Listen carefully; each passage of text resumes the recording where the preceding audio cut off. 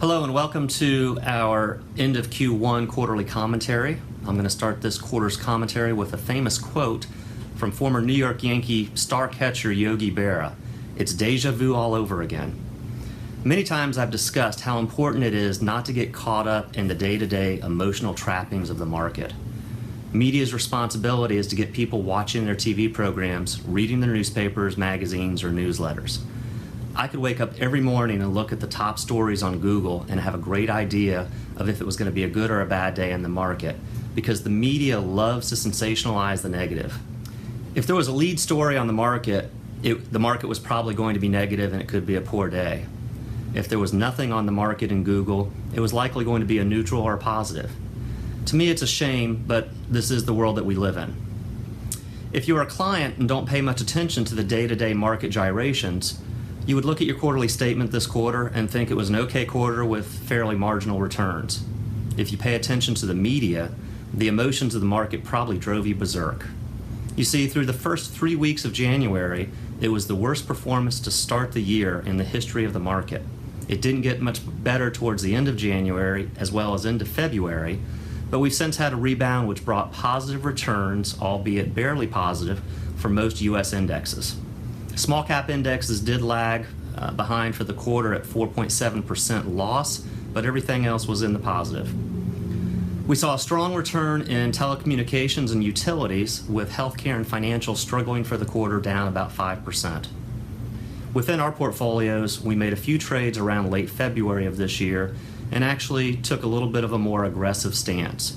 It was not a monumental amount, less than 10% of the portfolio, but we've been looking for a time to put some additional money to work, and we felt some adjustments were at an opportune time in late February.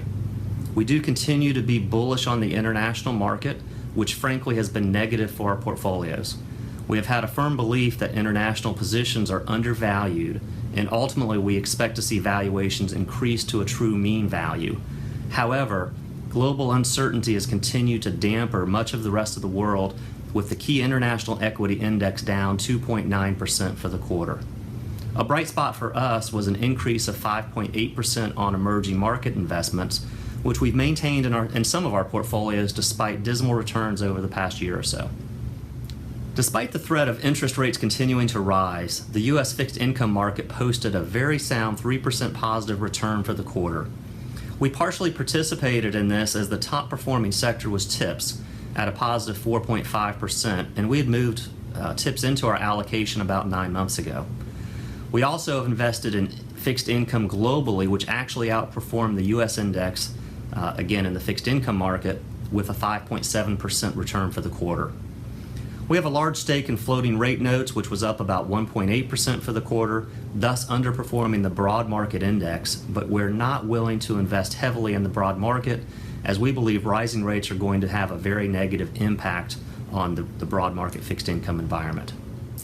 Speaking of rates, it is our belief we will see some additional rate increases in 2016, though we expect the Fed's slow pace of making adjustments to continue.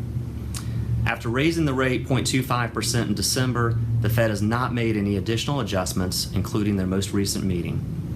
It would be our expectation to see rates increase 2 times throughout the course of this year, perhaps once in the summer, maybe the early fall, and then once again towards the end of the year. It would also be our assumption these increases would be about 0.25% for each raise. Going forward, we would continue to see volatility, which we believe is the new norm. In the last commentary, I mentioned we believe market returns for the year are going to finish high single digits. That was our belief despite the fact that at that recording, the markets were down significantly in late January. It is our belief that we continue to have an investment philosophy that this is not a sprint but a marathon. Make it a great quarter, and we'll see you next quarter. Thanks.